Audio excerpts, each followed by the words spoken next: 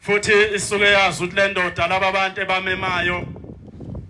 ayothi mase befikile phakathi komuzi oyise bese ibaphana. Simenyiwe ke simenywa inkosi yeSabatha ukuba sisindiswe ngalo leli Sabatha. Ngiyakhumbula ngelinye ilanga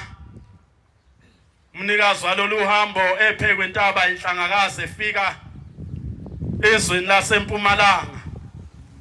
Kwake kwaba nemvunge eyayiqhamuka emadodeni endawo nabanumzana eyayithuka uShembe. Bethi uShembe udla imbuzi zabantu nemfuyo yabantu, uthatha amakhosikazi abantu. Wase sekusuka amadoda athile ayenduneni ayobika lokhu kukhuluma kuNtanzi. Yaseyithi le nduna kulungile akalandwe uBhombela. Wayeseyalandwa okamayekisa. Bamfica ephethe ishumbu. Kade buya ukuyokha amanzi emthonjeni. Uma ngabe bembiza laba bantu uShembe bathi ubizwa induna uthi uShembe kulungile abantu abami ngiyeza. Ake ngiyobeka amanzi ami la ngihlala khona emgedeni. Wayesenyuka uShembe uthi wathi mayesemgedeni waphinde wayizwa lemvunge engathe yokuduma kwezulu. Uyabezwa laba bantu bayamemeza ezansi nentaba emaseleni. Lapha ya kwakunomuzwa kaMthembu. Ezansi la kwakunesitolo khona senkosi. Ma uShembe bemmemeza laba bantu esemgedeni uyayibuza uyayiphendula ukuba ngiye yini kulaba bantu. Ethi inkosi enkulu yasePhakameni yathi senaleyo mbuzo enhlizweni yayo yayiseyizwa udumo olwalihalalisa kakhulu, kanti sekufike ingilosi. Uthi yathi le ngilosi Shembe, impi yakho lena hamba ubhekane nayo. Mangabe ubalekela laba bantu uyokwenza njani kulezi zizwe ezingaka osazoya kuzo. Uthi uShembe ngaba nesibindi ngase ngehla ngaya kubona. Ngehlela emzini wenduna wafika namanye amadoda esemlindile ngezagila. Wafakwa esibayeni. Ithi induna ngambheka lo muntu. Lento abayishoyo kuyena ngaze ngayibona ngoba ngabona umuntu ohlukile ebantwini engangiqala ukumbona emhlabeni. Uthi yayiseyimuza yathi mnumzane wena ubani? Wathi mina nguShembe mntanami. Ngivela entabazwe lapha ngibizwe izwi likaNkuluNkulu. Ngilinde yena uthe siyohlangana phe kwentaba inhlangakazi. Ethi ke induna pho mnumzane njengoba ulapha uphila ngani? Othi mntanami ngiphila ngomthandazo nangamanzi. Njengoba lokhu ngafika lapha kulelizwe okuyanga sethunjini ngagcina mzukwana ngidlula eintabeni zakaBhoda emzini waseMangadini. Bangenzela amasa abantwana bakhona. Ngase nginyukela kule ntaba. Nokhothe ngangisuke nalo ezweni lakithi ngaphuma nalo sela ngiphelela. Ethi ke induna ngizwa kuthiwa uthatha imbuzi zabantu. Uthi uShembe ukhona yini umnumzana ongama la asho ukuthi imbuzi yakhe yathathwa yimina wangibona. Akangababikho umuntu ophumayo nophumelo bala. Ethi ke induna cha Shembe ngiyesaba okuba njengoba ulapha uma ngenzeka lo uNkulunkulu wakhe efike entabeni engakutholi uyokufuna sazongena lapha ekhaya bese ngiba yini mina nomndeni wami. Hamba Shembe ubuyele entabeni. Yathi ngakaqeda induna kwasengena umfana wakaMthembu. Uma engena lo mfana uzekise ungena uyagijima bayabuza amadoda yini mfana wangena ukhanqeke endlini. Othi lo mntwana cha ngithunyiwe baba lapha ekhaya umama ulimele useshawe imamba. Sekuselela imhlophe kalisekho elimnyama. Ayesephuma amadoda konke nenduna lingasathethwanga leli cala likaShembe. Bathi ake siphuthume siye khona. Uthi uShembe cha namba nomzane ningangishiyi. Ngicela ukuhamba ngiyobona lo mkhubo osuvele. Athi amanye amadoda yini engenziwa yilolu hlanya lolu luzo yaphi? Ethi ke induna cha kulungile myekeni umnumzana uShembe asambeni naye. base behamba ngempela mabefika emzini wakaMthembu isililo sesimngenhla mabe ngena endlini unkosikazi usedindilizile lapha emsamo okhihliza amagweba kusekhe limnyama sekungela imhlophe kuphela iso bazama indlela manje uthe ngathuneka kanjani ngoba yibiba nemithi bebeyisebenzisa kuhlulekile wayesethi uShembe ngicela ninginike ithuba ngene wayesengena uShembe endlini waseguqa eduze kwakhe lo mama wathi ngicela ningiphe umlotha ezaleni ngaphandle bahamba bawuthatha umlotha wathi ngiphena amanzi bamnika amanzi wayesexova ekuhlanganisa wayesethandaza uShembe sekhuluma nokufa okukulo mama nalo poison ofakwe inyoka kuye ethatha umlotha lona sewuxovile ufake encebeni wathi ngithi wena kufa okukulo nkosikazi ngegama likaNkuluNkulu owangithumayo ngicela uphume lo nkosikazi aphile washo kathathu uShembe wazwakala lo mama ekhwehlela wavuka wahlala ngezinqa ayesemangala lamadoda bethu uShembe isigebengu wayesevalelisa ithi induna uNtanzi hawu umuntu kaNkuluNkulu bengicela mangabe sewubuye entabeni udlule lapha yana ekhaya ngiyobiza amadoda onke endawo okuba Shembe sigeze ngoba sikuthukile umnumzane nomnumzane uyokhupha isithole senkomo othi uShembe kulungile ke nduna ngiyakuzwa ngiyobuya entabeni ngaleli ilanga lenkomo yakho oyithandayo ebomvu iyobizela inkonyane kuyothi ekseni mawuyiboni nenkonyane esilizele uyobe sewazi ukuthi uShembe uyehla entabeni uze emzini wakho nangempela kubanga insuku engakithi le nduna ngayibuza ukuthi uShembe waze ngani ukuthi ekhaya khona inkomo emithi ngoba ufike esibayeni zingekho futhi waze kanjani uthi le nkomo emithi yona engiyithanda ukuzodlula zonke ngempela kwahamba isikhathi le nkomo yazala inkonyane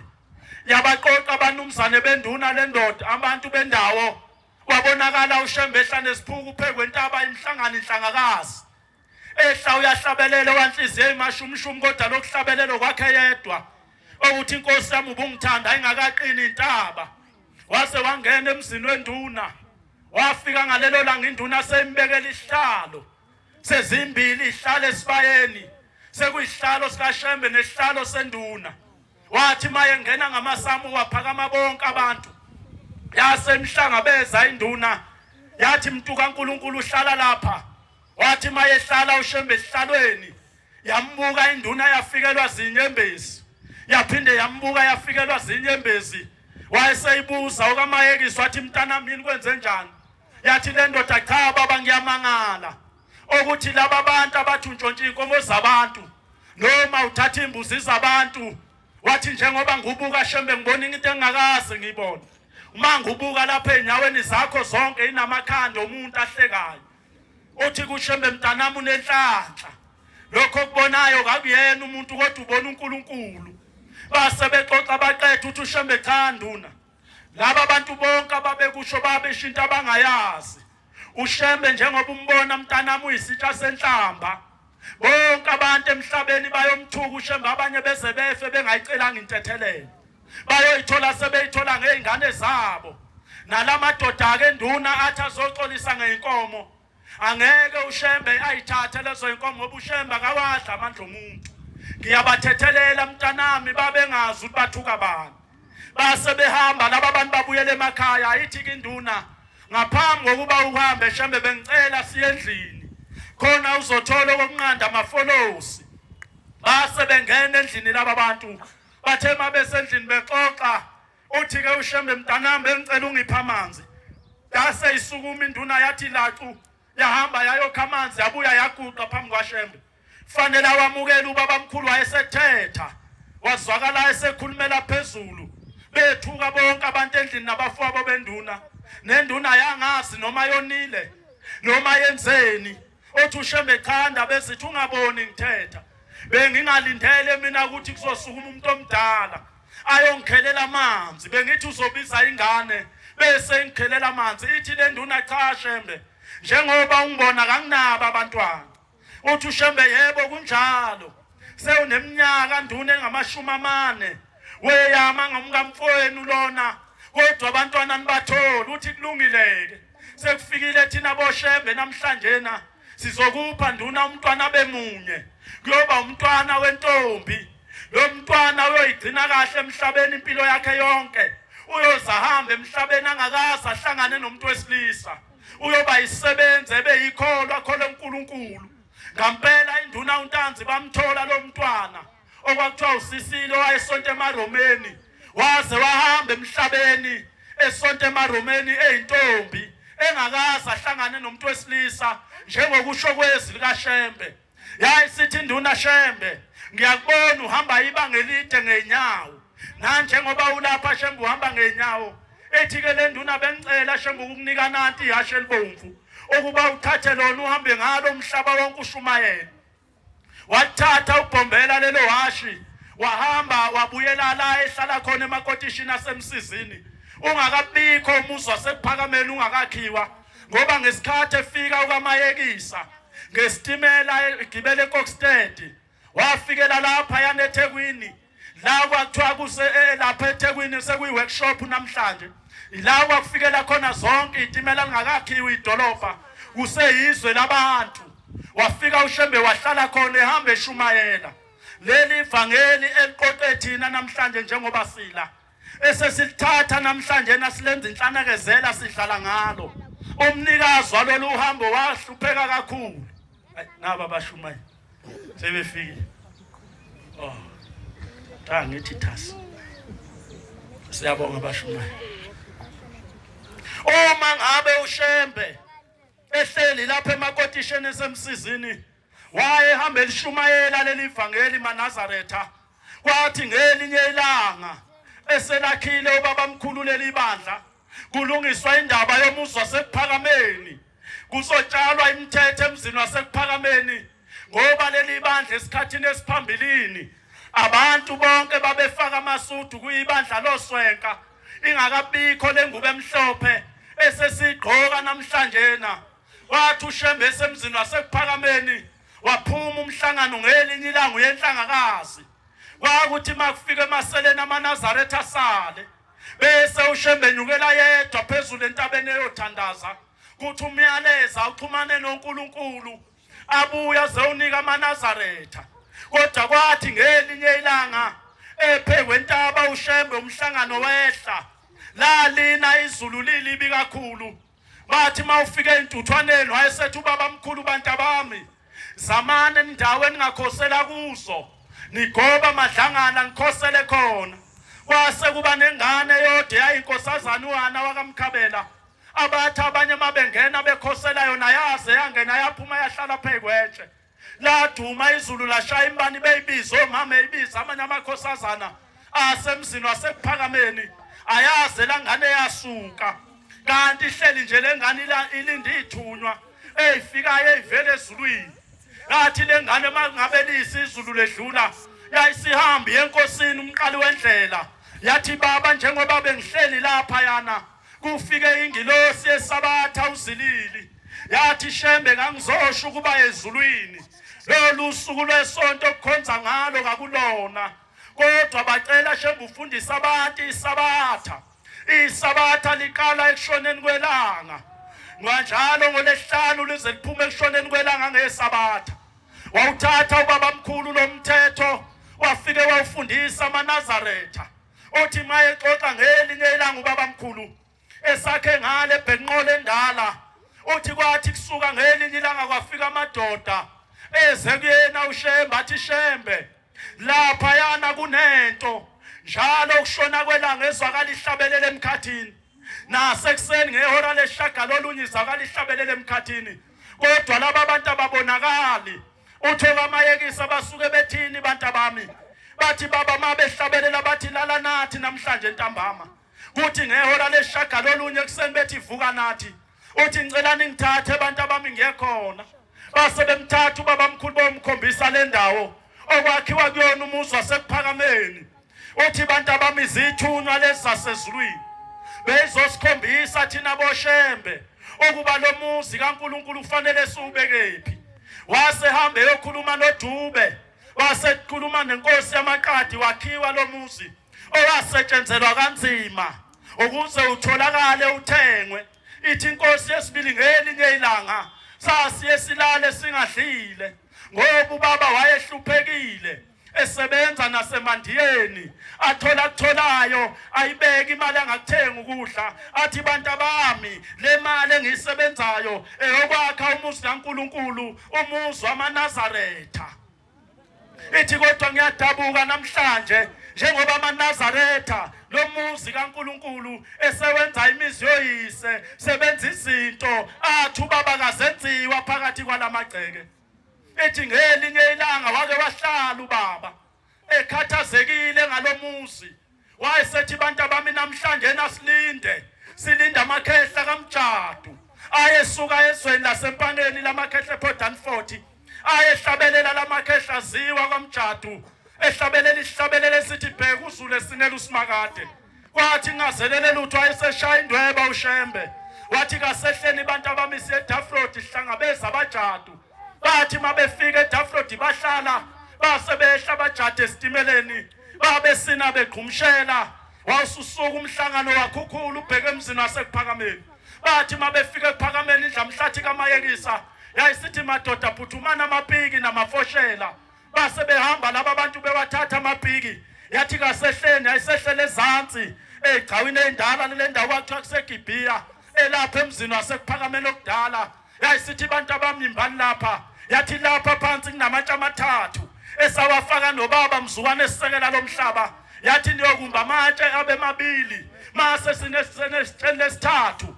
yathi bese ningibiza abantu abami ngoba leli tshele lesithathu umhlano kaNkulunkulu asekela ngawo umhlaba ayesemba amadoda isilungu noZulu athi mayesefika etshele lesithathu wayesehamba beyombiza ubaba omkhulu wayesefika wasethi bonke abasesilungwini abaphume kusala bakaZulu beqhubeke bembe bekhiphele litshe base behamba laba bantu lathi maselivelile itshe bathi bayalibamba labehlula azwakala amadoda esekhuza isiqubulo ethi yize umoya uJehova uNkulunkulu wethu uyichithile izitha zethu wayiqeda nya lase liyanyakaza lelitshe laphuma lahlala ngaphandle wayesebiza uJeke Mjadu babamkhulu wathi Jeke Mjadu mina leliduku umntanami hamba uye lapha yana emgwaqeni usayinela abantu abasuka emtshebheni nabayethekwini ngayimonto ukuba bengagijimi lelitshe niyolithatha niyolibeka emasangweni asekuphakameni abantu bayoyalelwa ngale indlela ekuphakameni ukuthi yokwehla esitobhini etsheni mawuye kuphakameni ayeselikhipha lamadoda lelitshe aliphusha libeka ngaphandle wathi mangabe libeka lapha ngaphandle wazwakala umJadu esehlabelela usekhohliwe uyagida uyasina ubheka lena akasayinakile indaba yeyimonto neduku ukuthi ubaba mkhulu utheni kuye wazwakala ubaba mkhulu esethetha wathi umJadu njengoba ukhohlwa ngisekhona into engithena yenze uyokwenza njani mzukwane ngingasekho phambi kwakho sibangaka esikhohliwe phambi kwethu uNkulunkulu sibangaka yayisethi ndlamhlathi buyani lapha abantu abamnonke base bebuya wayesethi bantu abami kusukela namhlanje kulomuzi kaNkulunkulu akasekho umuntu oyofaka isicathulo make wafaka isicathulo kuleli bandla noma phakathi kwalomuzi asawubonana nawe kwelizayo njengoba sikhipheleli yatshe ukunyathela kwenu phakathi kwalamagceke nisuke nihambe emhlano kaNkulunkulu anohlonipha abantu abamlomuzi ningathi misingishamathe phansi wena wenza njani mawusebuhleni khona abantu abathi mabesebuhleni asuke lapha umuntu aye emhlanganweni ayobonana nentombi yakhe beme lapha naphathi namadokodo nentombi yakhe beze beqablane phe komhlano kaNkulunkulu phe komhlano kaNkulunkulu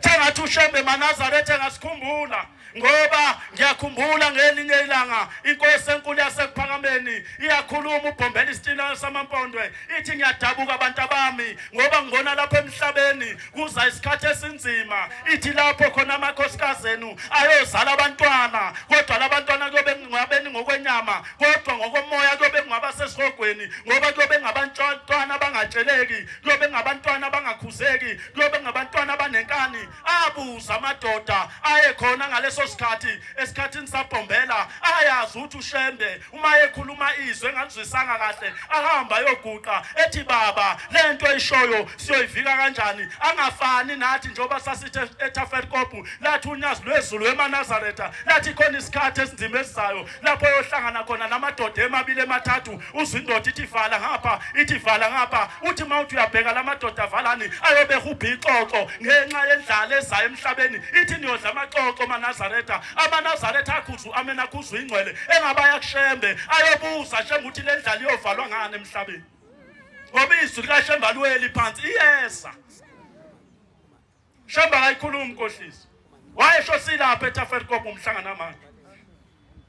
ethi inkosi yamaNazaretha ithi bantu bami laba bantwana engikhuluma ngabo niyobabona ukuthi mabefika bayoqhuma indwele ezinde engathi msila amahashi bayopenda imlomo ibe bomvu bayobe bependa inzipho befaka inzipho zokufakelwa ithi abamantombazane bayobe befaka amabhulukwe emzini oyise ithi liyohamba khambe bantu bami kube khona amadoda ayobethandana namanye amadoda uthi owesifazane athandana nowesifazane ithi ke bantu bami benazo uthi leso sikhathi uShembe akhuluma ngaso sabantwana basesihogweni siyobe sesifikile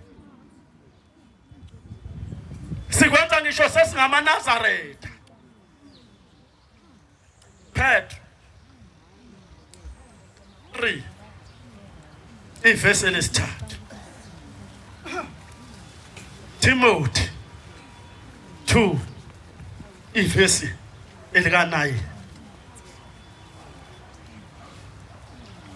Ukuhloba kwenu hayi ongaba kwangaphandle okwakuluka inwele mawusula iNazaretha ahlukanisa phela mosuba iNazaretha ngesabatha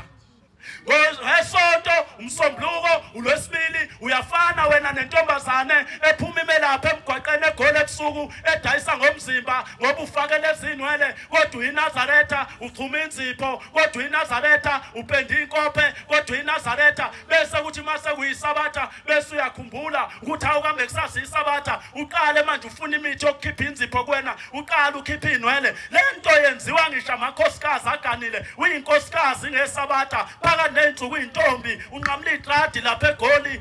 ubophe igoda lakhe ngerastiki yaseChicken omunye ulibophe ngogonondo ufaka izikete ezincane uyehlenyuka laphana namaphesa amancane ugqoka isikibhana nje esincane esingatheni lezi esithandwa zingane uthiwa ama crop top kodwa unkosikazi ka14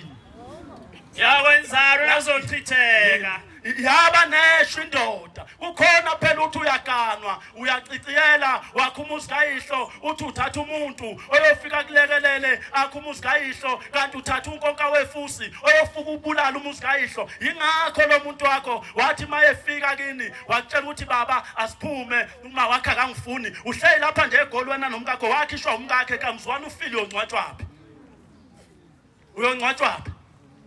ngoba phela usuyayibona manje ilanga liyakushonela ugugile manje sewumdala noma ukha amanzi nje ngenkomishi manje ifika inkomishi empty qhaqhazela ingala zaphela amanzi engafikile emlonyeni mawungafa manje uzongcwatshwapi walahla ikhaya mangathwa nje manje unenkinga uzongcwatshwapi ngoba walahla ikhaya ayikho inkolo eManazaretha esingayikhola salahla amakhaya into yokuqala egqugquzelwa uShembe benikhona ebuhleni lothi unyazi lwezulu silapha ebuhleni sengigcina lothi iManazaretha asibuyelene emthethweni kaNkuluNkulu asibuyelene emthethweni omdala lathi iManazaretha ngiyanicela nina enendawo emalokishini hambani niye emakhosini niyofuna indawo zokwakha imizi nihlaleke phela emalokishini kodwa wazi ukuthi ikhaya unalo ungathi mawusuhambile emhlabeni kusale kuhlupheka izingane ngoba wafa waboshwa kuthiwa umuzi kayidla uwakhanga ngoba ubuhleliphi elokishini ithi inkosi yamaNazaretha umuzi wendoda ukuze uphelela ngezinto eziwu7 mayingekho lezo zinto awukho lo muzi ethi 1 kufika kube yindlu lezindlu zabantu abadala esingenazo thina nonayo uyabatsotsa uvela ku round awufaka amathathu bese uthi lapha emsamo uyasindwa ke afaka utshani obu4 lapha phezulu ngasemsamo bese ethi abantu abadala kushuthi amadlozi akubo uSuperman livele kusuka eminyango ligxume lize lothi thanqe emsamo alihambi la alihambi nje lapha liyagxuma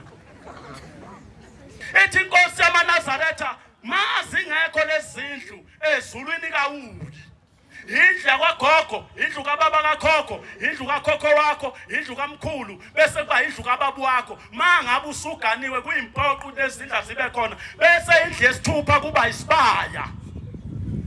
masingekho isibaya wenza njani kini bese uyabiya umuthi kade sibuka amaNazaretha unyazi lusithathile lathi asambeni bantu abami saya le kwaceza la kwakhe khona umsazela okubaba ozala ukhokho wonyazi lafika lapho balikhombisa lahlaba isoyi labuya lezebuhleni lathi maNazaretha ngicela ningiphelekesele kunesililo esikhalayo emanxiweni la kwasuka khona ubaba omkhulu seyingane zakwethu lathi ngicela ngingasali umuntu kuphume nesinedolo sahamba saya lapha entabazwe sonke sakhephe emahlathini sahlala silandela uShembe ezosifundisa indlela eya ezulwini sahlala lapha namasonto umthiyane waze wenza ibongo wathi kwavale ku-N3 zathi imonto vitalala zathi yethi inkosi nawe wawukhona wawusho ameni luthe lisuku unyazi lathi maNazaretha ngicela ningakhela umuzi la sawunikela wakhiwa umuzi lasibuyisela khona labuya unyazi lwezulu selwakhile leyamuzi la ebuhleni lathi malifika ebuhleni lahlanganisa umndeni lafuna impande eyisekelo somuzwa kaShembe uMahadebe usithe ukuthi lapha ekhaya wacaca yini Lono zala ukhokho wethu uBhombela kambe wacaca ila ekhaya base behamba baye emahlutshini kwathiwa chabo wayengasinanga wakusela into ezithile nezithile labathuma unyazi onhlanzi bahamba baya lapha nenkosini yamaHlubi bayolobola wakhishwa nezibizo bembesa angisazi ngonyaka odlule ngangikhona lafika udwendwe lifika nenkosi yamaHlubi nabakwaHadebe bezoshadisa uSitheya uma kaBhombela wena ugogo wakho wagana yini wakana Langena udwendwe phakathi komuzi wasebuhleni sasikhona kwamamzukulu wakaHadebe kwami indodana kababa lona ozalwa unyazi sasina la yalena udwendwe laphuma unyazi liyokhombisa dawu laqala eqhugwaneni lababizo onhlanzi langena eqhugwaneni lashisa impepho lakhuluma nabakubo laseliphuma laseludonsa umthimba laya lapha esidawini lafike lakhomba ngakompompi lahlala udwendwe laselihamba libuyela endlini labuya nehlalo lazobuka umshado kakhokho kazwalo eshade phelelisa isibongo sakwaShembe wena abakini ke abakini wena yobaphelelisa nini ngoba silapha amaNazaretha sithwelela umacala abazali bethu okhokho bethu ulokhu uzama ukwakha uthi uyaganwa kakuganweki kanti inkinga lesi sibonge nesibizayo ukhokho wenu wayengaganiwe wahlala nogogo wazodlula ugogo emhlabeni wangcwatshwa la ekhaya kodwa kaza mlobole ube sathatha amakhosikazi ahambe kanti wakhe isibongo esizongi fanele ngabe nakho isibongo salesi yasalikazi ngoba sona silotsholwanga safela la ekhaya nje kuyicala lapha ebuhleni ngelinye ilanga kufika inkosazana 2008 iyanikela othingweni lamakhosazana ithi baba ngafunda kodwa umsebenzi angiwutholi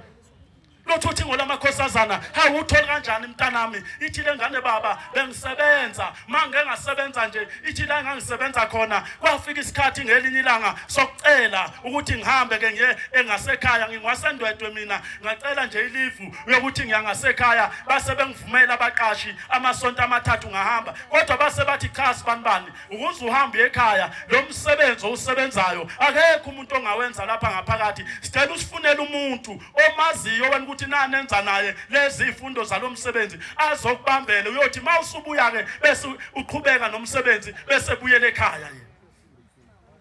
awuyasibona inhlanhla lengane yokuthi iyaqala ukwenzeka lento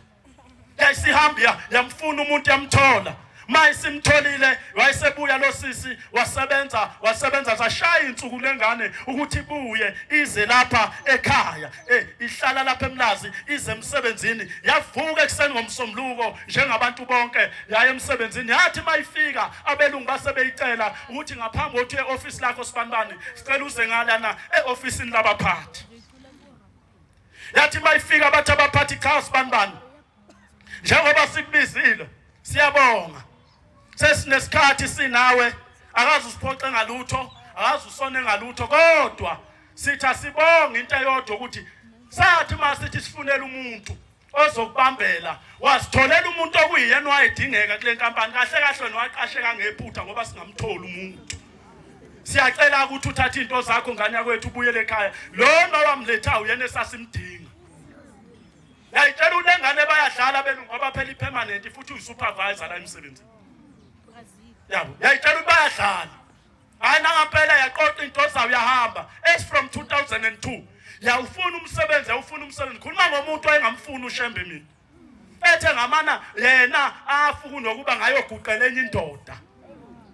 kodwa kwathi 2007 wayesehambe ehleni wathi mayefika odingweni la seluthi uthingo lamakhosazana mntanami hamba uye kubabu wakho ufike ubuze kubabu wakho uthi uma wakho wayengwakabani njengoba uhlupheka kangaka iyodwa mntanami into ekuhluphayo udinga isibongo sakomalume bakho mawungaya nje komalume bakho ufike ulale noma one day wathi lo msebenzi wawufundele ofunayo ngeke ufesele bayokulanda endlini uyosebenza uzuye kusowuthanda yabona ingane ilula leyo nto ubaba ukhona uyaphila umama usasho yahamba yayakise emakhaya baba uthi uShemba ngibuza ukuthi umama wayengwakabani yathwala izandla ekhanda indoda hawu baba yini kwenze njani uthe mntanami lento uShemba kubuza yona kangiyazi nyakuyithini uthi mina ngangisebenza kaloliwa lapha eThekwini ngiqashe eMlazi kaJay uma wakho ngamthola eMlazi naye emqashweni nonina okugogo wakho unina samngcwabe 17 kwathi ngoba sengithatha impesheni ngabona ukuthi senginezingane noma wakho ayisekho futhi indawo angaya kuyo nekuba kalazi ngase ngimthatha sazoyihlalela la ekhaya sadla impesheni wazwashona umakha mngcwaba la ekhaya kahle kahle mntanami ngiqonda ukuthi kuwe nama ngimazi unyoko wayezalwaphi wena uzalwaphi ukuphi kini Nkosi ayibusise nikuzwile